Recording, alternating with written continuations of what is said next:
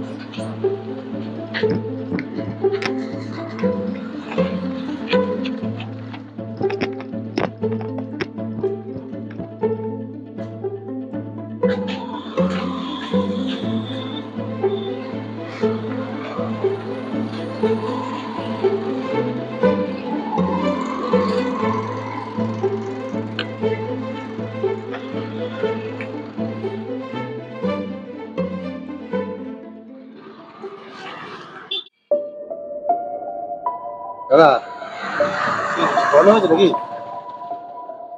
চিন্তা কোনো বিষয় নেই, গাড়ি হারিয়ে গেছে তো।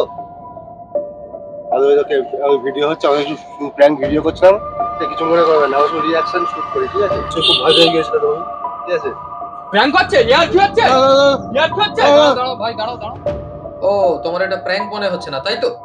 তোমার সঙ্গে বাইক নিয়ে যেটা হয়েছে সেটা যদি যদি প্র্যাঙ্ক না হয় তাহলে তুমি এর সঙ্গে যেটা করেছিলে সেটা কি ছিল? হ্যাঁ?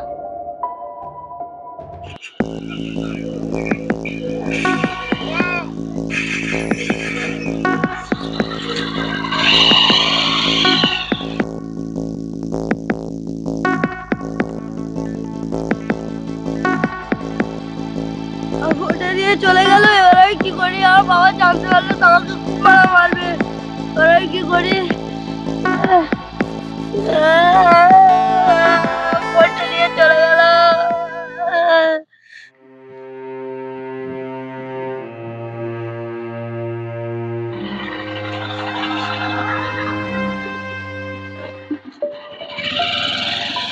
ভয় পেয়ে গেছিলিস? আরে আমরা মজা করছিলাম, আমরা তো ইউটিউবে ভিডিও করি না, প্র্যাঙ্ক ভিডিও করি। তাই না? তোর ফোন নে আর আমাদের চ্যানেলে একটু হাই করে দে আমাদের না, চ্যানেল। আমি হাই করবো না একদম। আরে বাবা, আমরা মজা করছিলাম। না, এসব কেউ মজা করে? তো হ্যালো গাইস, আমাদের প্র্যাঙ্ক তো সফল হলো, কিন্তু পুচকেটা রেগে গেল, তার জন্য দুঃখিত। আপনারা সবাই ভিডিওটা শেয়ার করবেন আর অবশ্যই লাইকটা করে দেবেন। শোনো, দুজনকেই বলছি, যদি কন্টেন্ট ক্রিয়েটর হতেই হয় তাহলে এমন কিছু করো যেটা সমাজের কাজে লাগে। প্র্যাঙ্কের নামে এসব কুকীর্তি বন্ধ করো দেখি। হ্যাঁ দাদা, আমার এই কাজগুলো করা ভুল হয়েছে, এরকম প্র্যাঙ্ক আর কোনোদিন করবো না। আর এবারে যদি আমাদের কাজ করতেই হয়, এমন কাজ করবো যেন সমাজের কাজে লাগে। প্র্যাঙ্কের নামে অন্যের ওপর মানসিক অত্যাচার করা, এটাও কিন্তু এক প্রকার ক্রাইম। প্র্যাঙ্ক করে নিজেদের বিপদ ডেকে আনবেন না। প্র্যাঙ্কের নামে অসামাজিক কাজকর্ম বন্ধ হওয়া উচিত।